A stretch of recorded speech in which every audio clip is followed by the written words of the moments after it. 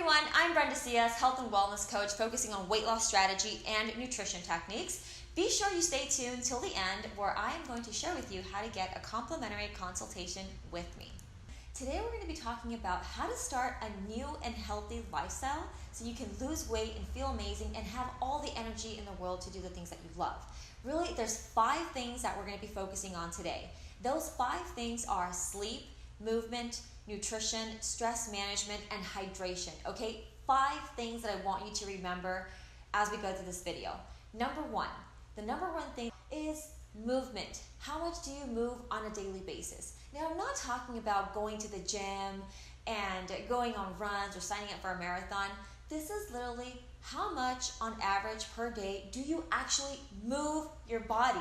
Yes, like how often do you move? Do you go for walks? Or do you sit on a desk all day?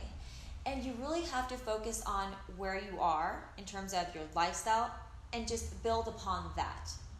The second thing that we're going to talk about today is hydration, right? So a lot of times you might think that you are tired, that you're feeling sleepy, but the majority of the American population is actually dehydrated.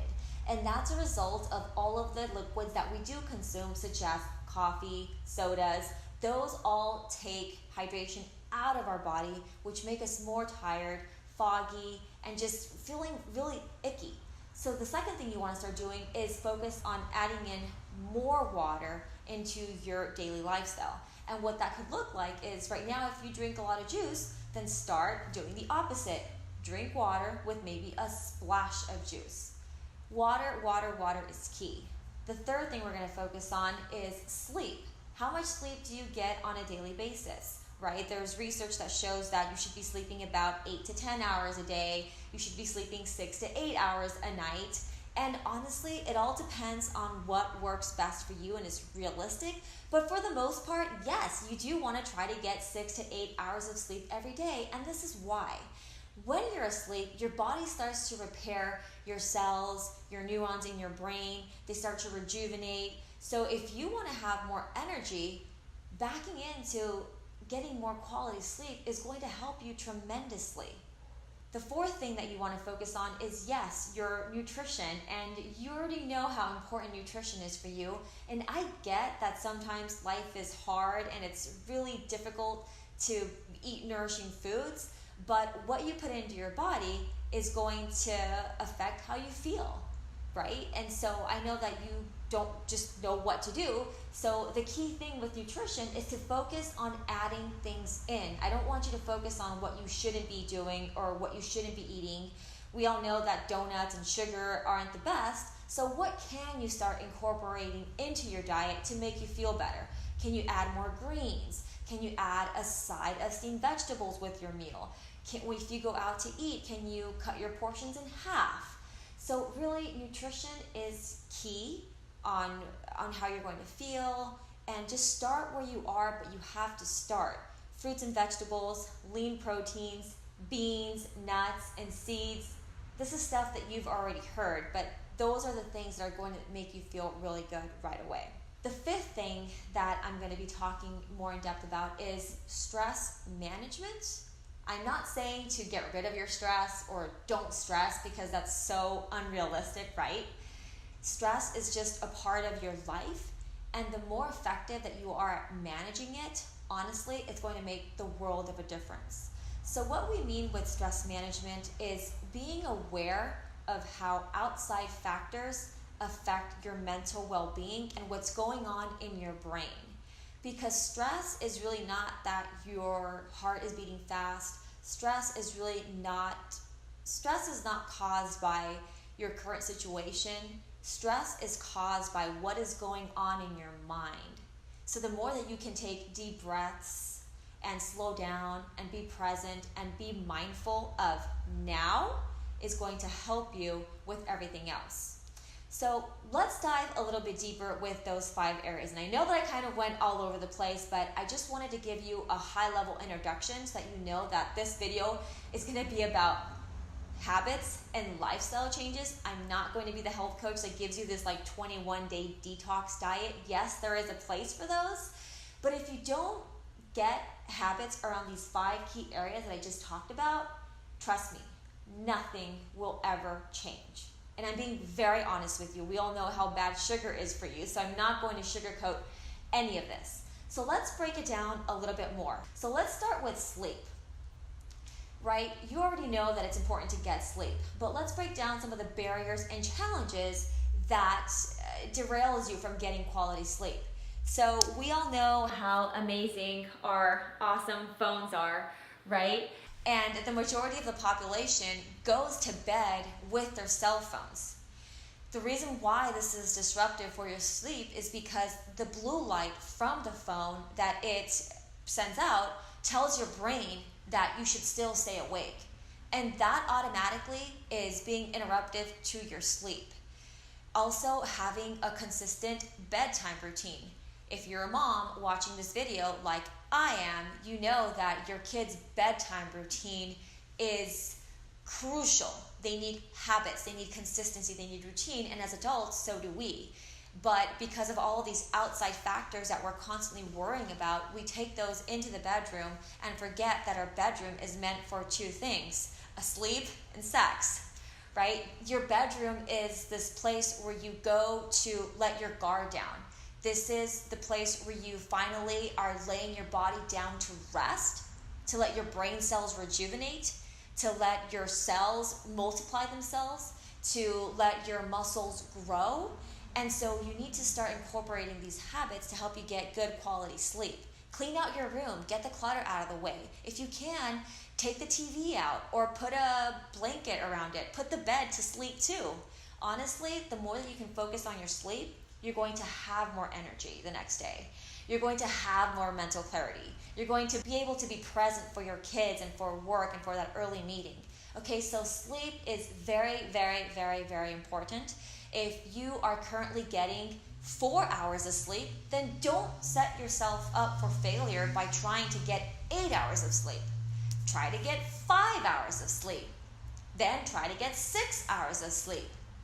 And the more that you can be consistent with those habits and getting at least increasing from 4 hours to 5 to 6, and try to do that for at least 21 days out of 30, start there. But honestly, sleep is going to help you with your stress and just feeling better, not feeling bloated, and so on and so forth. So the second thing that we are going to talk about is movement. I have so many clients and people come up to me and ask me, what is the best type of exercise? And we're going to talk about that further in another video. But when it comes to movement, I don't want you to think that you have to get a gym membership, because honestly, who has time for that? Movement is really about getting up and taking a walk, taking your kids to the park and playing with them, literally having a dance party in your kitchen. It's about starting where you are and honoring that. And why is movement important? Well, aside from getting the effects of you want to have an amazing body and look hot and wear whatever you want, yeah, that's like the cherry on top. That's the bonus piece of exercise and movement. But in reality, what movement does to the brain is it helps the prefrontal cortex of the brain, this front part of the brain, which is in charge of strategic planning, of critical thinking. Movement coupled with sleep is going to help you think more clearly. And if that doesn't motivate you, then figure out what does motivate you to move your body. Now let's talk a little bit about some of the barriers and challenges that come with you can't move your body. 60% of the US population works a very sedentary lifestyle. You sit down at a desk and you just don't have time to move. So try to build in ways that you can move your body throughout the day. Can you take the stairs instead of taking the elevator? Can you go for a 10-minute walk with a coworker? Can you go for a walk with your kids after dinner? And if you are a person that has a gym membership, that has access to equipment, then try to build a habit to get there consistently. But the key with movement is to find something that you actually enjoy and can stick to and be consistent with it. Start with 10 minutes, then build up to 30 minutes. Honestly, for the brain boosting effects of exercise, just something as simple as a 20-minute walk every single day will give you those brain boosting effects. Now, if you're a woman watching this video, Alzheimer's is very prevalent amongst women. And historically, women have never been encouraged to exercise, to move their body. But then we're also finding that Alzheimer's is very prevalent against women. So if you are motivated by not wanting to get a disease, then build that motivation into why you have to make movement a priority. So movement is key. Figure out what it is that you enjoy and figure out how to make it happen every single day and be consistent with it. The third part is nutrition.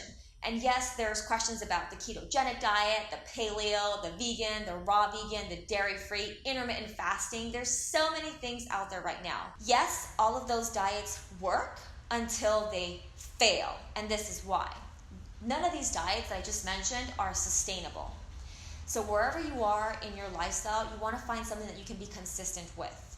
Take some time to write down everything that you're eating and start to analyze where you're investing your nutrition on. And it goes back to those things that I mentioned earlier: fruits and vegetables, nuts and seeds, lean proteins, and legumes. So you're probably thinking, like, what's an example? Salads are great. Not everybody likes salads. Juicing is great. But find something that you can actually be consistent with.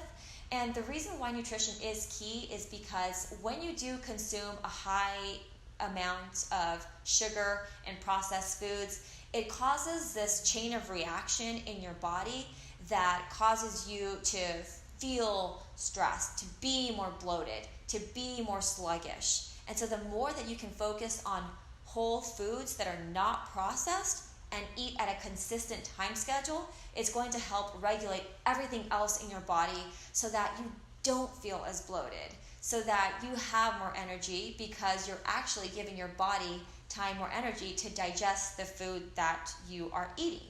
And if you're eating late at night, things that are probably not the best for you, then you're going to go to bed exhausted, making your body work harder than it should, trying to digest everything that you ate throughout the day instead of resting and feeling rejuvenated for the next day. So nutrition is key. Don't think that there is an easy fix to nutrition, but it all goes back to those basic principles, right? Fruits and vegetables, nuts and seeds, lean proteins, legumes, and the less processed, the better. But focus on those components: fiber, protein, and that's what I'll say with that. I'll do another video on the how. The fourth key is stress management, right? We talked about in the beginning that stress is really what goes on in your mind. And the reason why managing your stress more effectively is so important is because our body doesn't know the difference between being attacked by a saber-toothed tiger versus sitting in traffic. Our body responds to stress in the exact same way. What that does to your body when you're stressed is naturally it thinks it's going to be attacked by a tiger, so immediately it starts to increase the amount of inflammation throughout your entire body. It shuts down your organs. And so when you are constantly overstressing or ruminating about things in the past or what may happen in the future that could go wrong, your body is constantly feeling like it's under attack. And what that does is it builds this chronic stress, which has a spiral effect and a ripple effect into bad behaviors about food. So you're so stressed about work, and you get off of work and you think, oh, that milkshake and that burger looks really good. I deserve that. I'm going to eat that because it's going to give you immediate gratification. But instead, by learning how to manage your stress more effectively, that's going to help you live this healthier lifestyle. So start there, right? What is it that you're constantly ruminating about? What lessons learned can you take from the past or from that experience and start applying them and making a plan for the future so that you don't experience that again? Stress management is super important.